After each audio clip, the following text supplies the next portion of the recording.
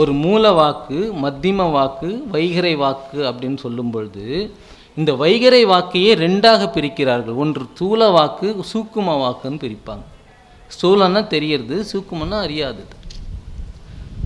பஞ்சாட்சரத்தில் கூட ஸ்தூல பஞ்சாட்சரம், சூக்கும பஞ்சாட்சரம் என்று சொல்லுவார்கள். நமச்சிவாய என்றது சூக்கும ஸ்தூல பஞ்சாட்சரம், சிவாய நம என்றது சூக்கும பஞ்சாட்சரம். சிவாய நம்ம வெளியே சொல்லி வணங்கக்கூடாது, மனசுக்குள்ளே ஜபிக்கணும் அப்படின்னு சொல்லுவாங்க. அப்போ இந்த வாக்குக்கு ஒரு மூலாதாரத்திலிருந்து அல்லது மூல வாக்கு அது என்ன வாக்காக வெளியில் வர வேண்டுமோ அதை நிர்ணயித்து ஒரு மத்திமை வாக்காக அது அதை இதுவாகத்தான் நிர்ணயித்து இந்த பொருள் படும்படி அது வெளியில் வர வேண்டும் என்று வைகரைக்கு வரும்பொழுது இதை சொல்ல வேண்டுமா சொல்லக்கூடாதா அப்படின்ற இடத்துக்கு அது அந்த மனம், அந்த கரணங்கள் இருக்குது இல்லையா, மனம், புத்தி, சித்தம், ஆங்காரம்னு சொல்லுவாங்க. அந்த கரணங்கள் 4. இந்த அந்த கரணங்கள் முடிவு பண்ணும், இதை சொல்லலாமா சொல்லக்கூடாதா, நினச்சிக்கிட்டு போகணுமா சொல்லலாமா அப்படின்னு சொல்லிட்டு அப்படி முடிவு பண்ணி அதை பேசுகிறது தான் வைகரை வாக்கினுடைய ஸ்தூல வாக்கு. சரி, இப்படி பேசும்பொழுது ஒரு நமச்சிவாய மந்திரத்தை நீ இப்படி பேசும்பொழுது அப்படி அந்த வாக்கு ஸ்தானத்திலிருந்து நீ பேசினேன்னா உன்னை எழுதுகிற பாட்டுகள்லாம் வழிபடு பொருளாக அமையுமா அப்படின்னு நினச்சிங்கன்னா அது அல்ல. ஞானியர்கள் இந்த சூக்குமத்தை அறிந்து தன்னுடைய பாடல்களை வெளிவருவதற்கு முன்னால் இறைவனை தியானித்து இதனுடைய வாக்குகளை எல்லாம், இவர்களுடைய தியானத்தை எல்லாம், இதனுடைய யோக காட்சிகளை எல்லாம் ஒரு நிலையில் நிறுத்தி இந்த வாக்கு மறுபடியும் உள்ளே இறங்கும். திருப்பி வைகரைக்கு போகும், மத்திமைக்கு போகும், மூலத்தில் போய் அந்த வாக்கு உட்காரும். அப்பொழுது அது ஒரு பேசாத நிலை அடையும் என்று சொல்லுவார்கள். அந்த பேசாத நிலை அறியும் பொழுது இவருடைய வாக்கு இவரை சாராது, இறைவனை சாவரும், அது சிவவாக்காக மாறும். இதை தான் எழுதியிருப்பார்கள் ஞானியர்கள். எப்போ அவருடைய வாக்கு சிவவாக்காக மாறுகிறதோ அப்பொழுது அவருடைய பணுவல்கள் இறையை வழிபட ஏற்ற பணுவல்களாக இருக்கும். அவர் பேசுவதெல்லாம் இறைவனுடைய பேச்சாக இருக்கும். எங்கும் காண்கின்ற நீக்கமர நிறைந்திருக்கின்ற இறைவனாக அவர்கள் பார்ப்பார்கள். சரி, இவ்வளவு கஷ்டப்பட்டு இதை புரிந்து கொள்ள வேண்டுமா? ஒரு வாழ்க்கையை எப்படியெல்லாம் வாழ வேண்டும் என்றால் அதுக்கும் பெரிய புராணத்தில் நமக்கு கொடுத்திருக்கிறார்கள். ஒரு 4 வழிகளை கொடுத்தார்கள். சரியை, கிரியை, யோக, ஞானம் என்று கொடுத்தார்கள். நம்ம எல்லாருக்கும் தெரியும், நிறைய கூட்டத்தில் நம்ம பேசியிருக்கிறோம். இதில் இந்த 4 வழிகளுக்கும் 4 மார்க்கத்தை கொடுத்துருப்பாங்க. சகமார்க்கம், சன்மார்க்கம், சற்புத்திர மார்க்கம், தாச மார்க்கம். தலைகீழ சொல்கிறேன்னு நினைக்கிறேன். தாச மார்க்கம், சற்புத்திர மார்க்கம், சகமார்க்கம், சன்மார்க்கம். இந்த தாச மார்க்கம் அப்படின்றது இறைவனை தாசனாக கொண்டு வழிபடுவது சரியையுடைய வழி. சகமார்க்கம் அப்படின்றது சுந்தரர், இந்த 4 பெருமக்கள் வாழ்ந்தார்கள் இல்லையா, தாசமார்க்கம், சகமார்க்கம், சன்மார்க்கம், சற்புத்திர மார்க்கம் அப்படின்றது திருஞான சம்பந்தர் இறைவனை தந்தையாக தாயாக பாவித்து குழந்தையாக இருந்து கொண்டது. சகமார்க்கம் என்பது இறைவனை நீய நான ஒன்றுன்னு சண்டை போடுறது, தம்பிரான் தோழனாக இருந்து சுந்தரர் வாழ்ந்தது. சன்மார்க்கம் என்பது மாணிக்க வாசகர் வாழ்ந்தது. அதனால தான் மாணிக்க வாசகர் சன்மார்க்கத்தில் இருந்தாலும் தான் வள்ளலார் மாணிக்க வாசகரை, திருவாசகத்தை தன்னுடைய வழிபடு நூலாக ஏற்றுக்கொண்டார். இதில் உள்பிரிவுகள் கொடுத்தார்கள். சரியை, கிரியை, ஞான யோகத்தோடு நிறுத்தவில்லை, இதை உட்பிரிவாக நமக்கு காட்டினார்கள். அந்த உட்பிரிவில் சரியையில் சரியை, சரியையில் கிரியை, சரியையில் யோகம், சரியையில் ஞானம், அதே மாதிரி கிரியையில் சரியை, இப்படி 16 இதுவாக போகும். 4 நாள் போகும். அப்போது நமக்கு ஒரு ஐயம் தோன்றுகிறது. வெறும் உழவார பணி செய்தால் இறைவனுடைய நிலையை அடைந்து விட முடியுமா? உழவார பணியை செய்தவர் தான் நாவுக்கரசர். அடைந்து விட முடியுமா? அப்போ எப்படி அவரால் அந்த நிலையை அடைய முடிந்தது? அவருடைய வாக்கு சிவவாக்காக எப்படி மாறிச்சு? இதில் இன்னொரு உண்மையும் புரிந்து இருக்குது நம்முடைய சைவ சமயத்து நெறியில். என்னென்னா, நீங்கள் எப்படிப்பட்ட வாழ்க்கையில் வாழ்ந்து வந்தவர்கள் என்றாலும் சரி, இறைவனை சிவபெருமானை தூய்மையாக நினைத்து அவன் வழியில் அவன் பதத்தில் நீங்கள் உங்களை அர்ப்பணித்து கொண்டீர்கள் என்றால் அவனுடைய திருவடியை நீங்கள் சேருவது திண்ணம். அப்போ அந்த இடத்துல ஏன் இதை சொல்ல வர அப்படின்னா, வேறு சமயத்தில் இருந்தவர் திருஞான சம்பந்தர், திருநாவுக்கரசர். அவருடைய பாதி வாழ்க்கைக்கு மேல் சமணத்தில் இருந்தவர். அதற்கப்புறம்தான் அவர் சைவத்துக்கு மாறுகிறார். அவருடைய தமக்கை, இவர் இப்படி போக தெரியாத ஊருக்காக வழி தேடி கொண்டிருக்கிறாரே, இவரை நாம் பண்படுத்தி கொண்டு வர வேண்டுமே என்று சிவனை நோக்கி அவருடைய தவம் இருந்து அவர் மாறுகின்றார் என்று எழுதுகின்றார். அப்படிப்பட்டவருக்கு முக்தி கிடைக்கிறது. அப்போ அந்த உழவாரப் பணியை செய்து கொண்டு இருக்கிறவருக்கு இது கிடைக்குமா அப்படின்னால், ஏன்னா அவருடைய நிலை சரியையில் ஞானம் என்று சொல்லுவாங்க. சரியை என்று இருக்கு இல்லையா, இதில் உள்ளே ஆராய்ந்து பார்த்தோம் என்றால் அந்த ஞான பாதையில் அவர் இருந்து கொண்டிருக்கிறார். இப்படி ஒவ்வொரு வாழ்வியலிலும், ஒவ்வொரு மக்களுடைய வாழ்வியலிலும் இந்த சைவ சமயத்தினுடைய நெறிகள் பகுத்து கொடுத்து இருப்பார்கள். ஏன் இந்த பிறப்பினுடைய ரகசியம் நான் முதலிலே சொன்னேன் அல்லவா, பதி பசு பாசம் என்ற இந்த மூன்றையும் அடிப்படையாக வைத்து தான் சைவ சமய தத்துவங்கள் வந்தது அப்படின்று. இதில் உள்ள ரகசியம் என்று நாம் பார்த்தோம் என்றால், ஆராய்ச்சியாளர்கள் சொல்லுவது என்றால், இரண்டுக்கு தோற்றமில்லை, முடிவில்லை. ஒன்று பதி, இறைவன், பேரறிவுடையவன். இன்னொன்று ஆன்மா. ஆன்மா என்னைக்கும் தோன்றதில்லை, அழிஞ்சதில்லை. ஆனால் இந்த ரெண்டுத்தையும் கூட இன்னொன்று ஒத்துக்கிறாங்க. என்னன்னா, பாசத்தை ஒத்துக்கிறாங்க. பாசம் என்ன பண்ணும் அப்படின்னா, இந்த ஆன்மா சிற்றறிவுடையது. ஏதோ ஒரு விதத்தில் இதுக்கும் அதுக்கும் ஃப்ரெண்ட்ஷிப் இருக்கிறது தானே அர்த்தம் பதிக்கு. ஏன்னா அது பேரறிவுடையது, சிற்றறிவுடையது. ஆனால் பாசத்துக்கு அறிவு கிடையாது. ஆனால் இந்த ரெண்டுத்துக்கும் இந்த இறைவனை அடைவதற்கு இந்த ஆன்மா போக விடாமல் பிடிக்கிறது பாசம். பாசம்னா கட்டுதல் என்று பெயர். பாச கயிறுன்றாங்கல்ல, கயிறுனாலும் கட்டுதல்னாலும் ஒன்று தான். இப்போ யமனுடைய பாச கயிறுன்னு சொல்கிறாங்க இல்லையா. பாசம் அப்படின்றாலே கட்டுதல்னு பொருள். இந்த ஆன்மாவை இந்த இறைவனிடத்தில் கொண்டு போகாமல் இந்த பாச பிணைப்பு அதை பிடித்து கொண்டிருக்கும். இப்படி பிடித்து கொண்டிருக்கும் பொழுது இதை விட்டு இந்த ஆன்மா இறைவனிடத்தில் போவதற்கு தான் இவர்கள் காட்டிய வழிகள் எல்லாம். இப்போ பிடித்து கொண்டிருக்கும் பொழுது இது எங்கே இருக்கும் இந்த ஆன்மா? முதல்ல நமக்கு ஒன்று தெரியணும். இதில் பாசத்தையே மூணாக பிரிச்சிருப்பாங்க. ஆணவம், கன்மம், மாயை அப்படின்னு பிரிச்சிருப்பாங்க. பேசலாம்ல, டைம் இருக்கா?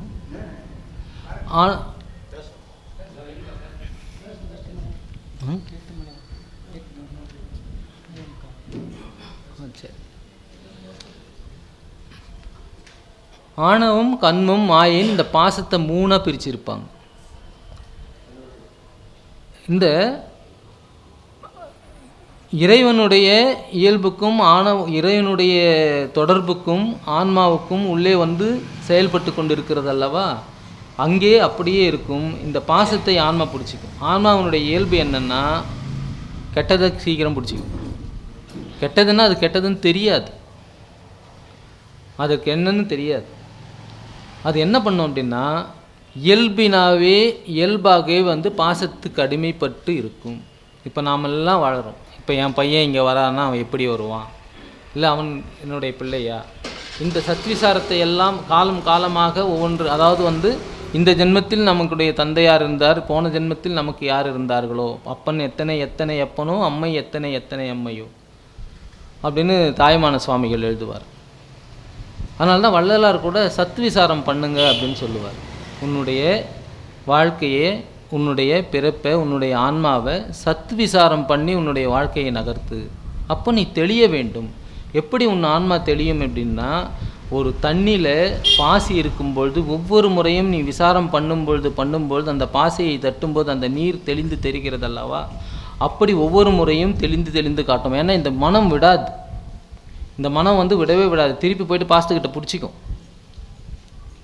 நம்ம கோயிலுக்கு போகும்பொழுதே இந்த நந்தியை தாண்டி நம்மளும் இறைவன் மட்டும்தான் பேசணும்னு நம்ம நினைக்கும் பொழுது நமக்கு என்ன வேணும்னு தான் அங்கே போய் கேட்குறோம். இல்லை கிவ் அண்ட் டேக் பாலிசி, நான் இது கொடுத்தேன்னா 2 தேங்காய் உடைக்கிறேன். இப்படி தான் நமக்கு போதே தவிர, நம்ம எதுக்காக பிறந்தோம், இந்த ஆன்மா எதுக்காக இந்த உடம்பு எடுத்தது, இந்த உடம்பு இனி எந்த நிலையை அடைய வேண்டும், இரவா நிலையை அடைவதற்கு என்ன வழி அப்படின்றதையெல்லாம் நாம் விசாரித்து விசாரித்து விசாரித்து நம்ம தெரிந்து கொண்டோம். அது உள் விசாரம் தான் பண்ண முடியும். நம்ம போயிட்டு பக்கத்தில் இருக்கிறவர்கிட்ட நான் ஏன் பிறந்தேன் அப்படின்னு நம்ம கேட்டோம்னா அவருக்கு தெரியாது. நம்ம உள்முகமாக நம்ம ஆராய்ச்சி செய்ய வேண்டும். அப்படி ஆராய்ச்சி செய்யும் பொழுது தான், இந்த சத்விசாரம் எல்லாம் பண்ணும் பொழுது தான் இது கிடைக்கும். அப்போ பாசத்தை வந்து 3ஆக பிரிக்கிறாங்க. ஒன்று ஆணவம், இன்னொன்று கண்மம், இன்னொன்று மாயைன்னு. இதில் ஆணவம் அப்படின்றது எப்பவுமே ஆன்மாவோடு எப்பவுமே இருக்கும். நடராஜர் கூட முயலகன் அப்படின்ற வந்து காலில் மிதிச்சு இருக்கிறது, மிதிச்சுக்கின்னு நடனம் ஆடுற மாதிரி நமக்கு நடராஜருடைய படத்தில் பார்த்தோம்னா, இல்லை நடராஜருடைய சிலையில் பார்த்தோம்னா தெரியும். முயலகன் என்பது ஆணவம். ஆணவம் வந்து ஆன்மாவிடம் அடங்கி இருக்கும் நிலை. கண்மம் மாயை விட்டு விலகும். எப்பொழுது விட்டு விலகும்? இந்த இறைவனோடு இந்த ஆன்மா தொடர்பு பட்டு இறைவனை நினைத்து நினைத்து நினைத்து நினைத்து இந்த பாசப்பற்றை அறுக்க ஆரம்பிக்கும் பொழுது அது தள்ளிப்போகும். அப்படின்னால் அதிலிருந்து தொடர்ந்து வெளியில் போகாது, அது உள்ளவே தான் நின்று கொண்டு இருக்கும். இப்போ பாசப்பற்றை தொடர்ந்து அது விலகுவதற்கு என்ன வழி? அப்போ முதல்ல அந்த ஆன்மா எங்கே இருந்தது, எப்போ இது பிறப்பாக இருந்தது, இந்த பிறப்பு எப்பொழுது ஈடேறும், இப்படியெல்லாம் என்று ஒவ்வொன்றுக்கும் இந்த சைவ சமய ஆகமங்களிலும் சைவ சமயத்திலும் நமக்கு நிறைய விஷயங்களை அள்ளி கொடுத்திருக்கிறார்கள். அப்படி இது ஒரு முதலில் என்ன இருக்கும்னா, இந்த ஆன்மா வந்து ஒரு இடத்தில் கட்டுண்டு இருக்கும். பாடான நிலை அப்படின்னு சொல்லுவாங்க சைவ சித்தாந்தத்தில். பாடான நிலைன்னா இதுக்கு எங்கே இருக்கிறோன்னே தெரியாது. ஏன்னா இந்த ஆன்மா வந்து ஒரு இடத்துல சும்மா இருக்கும். அதுக்கு எதுவும், ஏன்னா வந்து முதல்ல பிறவனுக்கு அப்போ கஷ்டம் வரக்கூடாதுல்ல. ஏன்னா அவன் எந்த வினையும் சுமந்துன்னு வரல. அதனால தான் அது இயல்பாகவே போய் பாசத்துக்கு அடிமையாகி அதனுடைய வினையை தேடிக்கணும்னு எழுதுறாரு. அந்த நிலையில் அது ஒரு இடத்துல இருட்டில் இருக்குது, ஒரு இடத்துல ஏதோ ஒரு இடத்துல இருக்குது அப்படின்னா அதை வந்து வெளியில் கொண்டு வர முடியுமா அப்படின்னா அதுக்கு ஒரு காலம் வரும்பொழுது அது ஒரு பிறப்பெடுப்பதற்கான காலத்தை இறைவன் அருளுவான். அது பிறப்பே எடுக்காத ஒரு நிலையை வந்து தான் கேவல நிலை அப்படின்னு சொல்லியிருப்பார். அந்த கேவல நிலையிலிருந்து அந்த ஆன்மா பிறப்பெடுக்க ஆரம்பிக்கும் பொழுது, பிறப்பை இறைவன் கொடுக்கும் பொழுது அது பாசவயப்படுகிறது, பந்த வயப்படுகிறது, உலகாயுதத்தில் தன்னை ஈடுபடுத்திக் கொள்கிறது. நல்லது எது கெட்டது எது என்பதை பகுத்து பார்க்கின்ற ஒரு நிலைக்கு அது தள்ளப்படுகிறது.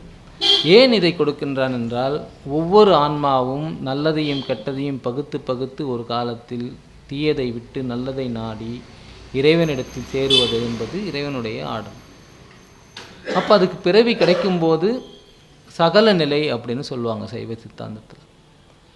அந்த பிறவியை எடுக்கும்பொழுது அதுக்கு எப்படியெல்லாம் கொடுத்து இருப்பார் தெரியுங்களா?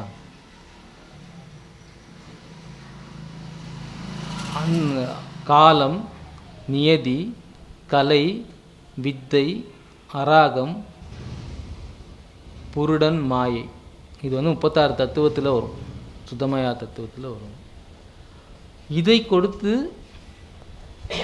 இந்த நியதிக்கு உட்பட்டு அந்த ஆன்மா பிறப்பெடுக்க வைப்பார். இந்த காலத்தில் எந்த நியதிக்கு உட்பட்டு அதை சும்மா அப்படி கலைச்சி விடுவார். கலைன்னா அதுதான், கலைச்சி விடுவார். அதுக்கு ஒரு அறிவு புகட்டி வித்தை,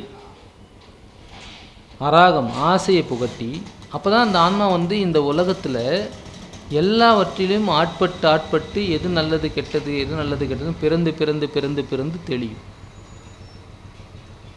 பிறந்து தெளிவதற்கு ஒரு பிறவி பத்துமா எவ்வளவோ பிறவியை கடக்க வேண்டும். அப்படி கடக்கும் பொழுது ஒவ்வொரு பிறவியிலும் அது பண்பட்டு இறைவனை நோக்கி செல்கின்றது அல்லவா, அது சுத்த நிலைன்னு சொல்லுவாங்க. ஒன்று கேவலமாக இருக்கிறது, ஆன்மா ஒரு இடத்துல இருக்கிறது, பிறப்பெடுத்து அது பண்பட்டு புடம்போட்ட ஆன்மாவாக மாறுவது, அது சகல நிலை. அந்த புடம்போட்ட ஆன்மாவாக மாறி அது இறைவனை நோக்கி தவம் இருந்து இறைவனுடைய நிலை அடைவது சுத்த நிலை. அதனால தான் அதுக்கும் முக்தியும் சித்தியும் சொல்லிட்டு, முக்தி என்பது 300 சாதனம், சித்தி என்பது நிறை சேர்ந்த அனுபவம்னு சொல்லிட்டு வள்ளலார் எழுதுவார். முக்தி பெறுதலும் சித்தி பெறுதல். அதனால தான் உடம்பை வந்து பாதுகாக்கணும் அப்படின்னு ஒவ்வொரு இடத்துலையும் எழுதுவாங்க.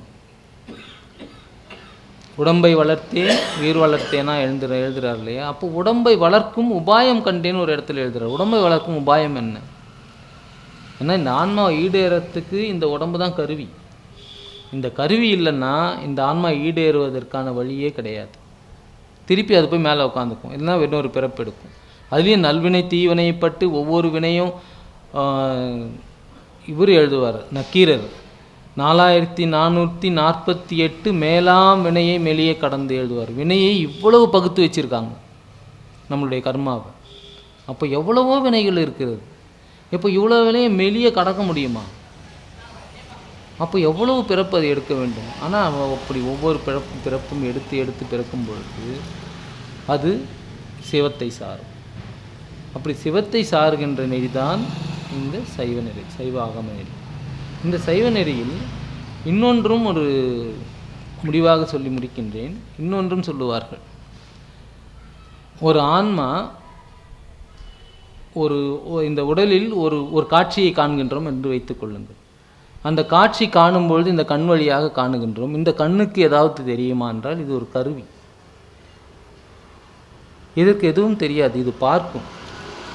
இந்த பார்க்கின்ற காட்சியை உள்ளே வாங்கும். உள்ளே வாங்கி அந்த காட்சியை அனுபவிக்க சொல்லும். அனுபவிக்கும் பொழுது இந்த மனம் புத்தி சித்தம் அகங்காரம் இருக்கு இல்லையா, இது அனுபவிக்கும் பொழுது இதனுடைய நல்லதும் கெட்டதும் இந்த ஆன்மா அனுபவிக்கும். இந்த ஆன்மா அனுபவிக்கும் பொழுது இதனுடைய காட்சியினுடைய பயனானது இந்த உடம்பு ஃபுல்லாகவும் வியாபகப்படும். அதனால தான் அதை தன்வேதனை காட்சின்னு எழுதுவார். தன்வேதனை காட்சி, மானத காட்சி, தன்வேதனை காட்சின்னு அப்படின்னு எழுதுவார். அப்படி வியாகப்பட்டு இந்த ஆன்மா பண்பட்டு இப்படி வியாகப்படுது இல்லையா? வியாகமம் பண்ணும்பொழுது வியாபிக்கும் பொழுது உடம்பெல்லாம் இறைநிலையை அடைய இந்த ஆன்மா இறைநிலையை அடைவதற்கு முயற்சி செய்து ஒரு நேரத்தில் இந்த காட்சியை காணாமலே இது ஒரு யோகத்திலிருந்து பார்க்க முடியும். ஞானியரா கண்ணை மூடிக்கொண்டு இந்த உலகத்தை பார்ப்பார்கள் என்று சொல்லுவார்கள். அப்படி ஒரு யோக காட்சி வரும்பொழுது இந்த ஆன்மாவிற்கு இங்கே இந்த உடம்பிலும் வியாபித்திருக்கும், உலகம் ஃபுல்லாகவும் வியாபித்திருக்கும். அப்படிப்பட்ட ஒரு யோக நெறியில் இருக்கும் பொழுது அவர்கள் கொடுப்பதெல்லாம், அவர்கள் சொல்லுவதெல்லாம் சிவவாக்கு. அதனால்தான் அந்த வாக்கு பற்றி சொன்ன, அவர்கள் சொல்லுவதெல்லாம் சிவவாக்கு. அவர்கள் கொடுக்கின்ற பணுவல்கள் எல்லாம் நாம் வழிபடக்கூடிய பணுவல்கள். திருஞான சம்பந்த பெருமான் நம்மளுடைய இப்போ நம்ம ஜோசியம் இதுக்கு அதுக்குன்னு உடம்பு சரியில்லைன்னு எவ்வளவோ போகிறோம், எல்லாவற்றிற்கும் பதிகம் வைத்திருக்கின்றார். நாம் அதை படிக்க வேண்டும். திருஞான சம்பந்த தேவாரத்தை படிக்க வேண்டும். ஒவ்வொன்றிற்கும் ஏன் உடம்பு சரியில்லையா, திருநேற்று பதிகத்தை படியுங்கள். மந்திரமாவது நீர் மாலர் மேலது நீர் என்று படியுங்கள். கண்டிப்பாக அந்த உடம்பு குணமாகும். இது சத்தியம். அவர் எழுதி வைத்து கொடுத்திருக்கார். அப்படி ஒவ்வொன்றிற்கும் சரி. ஒரு கோயிலுக்குள்ளே செல்கிறோம். சரி, நம்ம என்ன வேண்டணும்னு நமக்கு தெரியல. என்ன வேண்டணுன்னே கோயிலுக்குள்ளே போனால் நமக்கு தெரியல. நமக்கு ஏதோ ஒரு போகிறோம், நமக்கு இது வேணும், எது வேணும், ஐயோ இது வேணும்னா அது விட்டுட்டாருன்னா, அது வேணும்னா இது விட்டுட்டாருன்னா நம்மளுடைய மனசு அலைப்பாயுது. நமக்கு வீடு வேணும்னு நினைக்கிறோம், ஐயோ வீடு வந்துடுச்சுன்னா கார் வராமல் போயிடுமோ, ஐயோ காரு கட்டோம் வீடு இல்லாமல், இப்படி தான் நம்ம மனசு அலைப்பாயும். ஆனால் இறைவனுக்கிட்ட என்ன வேண்டணும் என்பதிலையும் நாம் தெளிவாக இருக்க வேண்டும். அதனால்தான் வேண்டத்தக்கது அறிவோய் நீ, வேண்டம் முழுதும் தருவோய் நீ என்று மாணிக்க வாசக பெருமான் எழுதுகிறார். அப்படி இந்த நால்வர் பெருமக்களும் சமயக்குறவர்களும் சைவ குருமார்களும் மிக அருமையாக வளர்த்த இந்த சைவ சமயம் 17ஆம் நூற்றாண்டிற்கு பிறகு பல இன்னல்களை தாண்டி வந்து கொண்டிருக்கிறது. இன்றளவும் நாம் பேசிக்கொண்டிருக்கோம். இந்த ஒரு சமயம்தான் எனக்கு தெரிந்து. எவ்வளோ இடத்திலே அவர்கள் ஆராயும் பொழுது மண்ணை தோண்டினால் அங்கே சிவலிங்கம் கிடைக்கிறது என்றெல்லாம் சொல்லுகிறார்கள். அப்போ இது உலகம் முழுதும், ஏன்னா கைலாய மலைன்றது இமயமலை தானே சொல்கிறாங்க. அப்போ தென்னாடுடைய சிவனை போட்டுன்றா தென்னாட்டுன்றது இந்தியாவினுடைய தென்கொடியா சொல்கிறாங்க. இல்லை.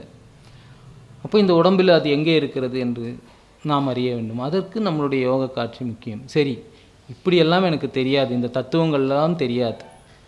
ஆனால் நான் இறைவனை வழிபட வேண்டும் அப்படின்னால் தத்துவத்தை ஒதுக்கிவிட்டு இறைவனிடம் உங்களை சரணாகதி அடைந்து விடுங்கள். அதை ஓரம் கட்டி விடுங்கள். தத்துவத்தை தனித்தனி கடந்தேன். நீங்கள் இப்போ கண்ணப்ப நாயனாருடைய வரலாறுல அவர் தத்துவத்தை படிக்கல, மிகுந்த பக்தி. கண்ணப்பனுடைய பக்திக்கு ஈடு இணை இல்லை என்று சொல்லுவார்கள். முழுதுமாக சரணாகதி அடையுங்கள். உங்களுடைய வாழ்வு தத்துவத்தையும் கடந்து இறைவனுடைய பதத்தை சேரும் என்பதில் சிறிதளவும் ஐயவில்லை நம்மளுடைய வாழ்வு.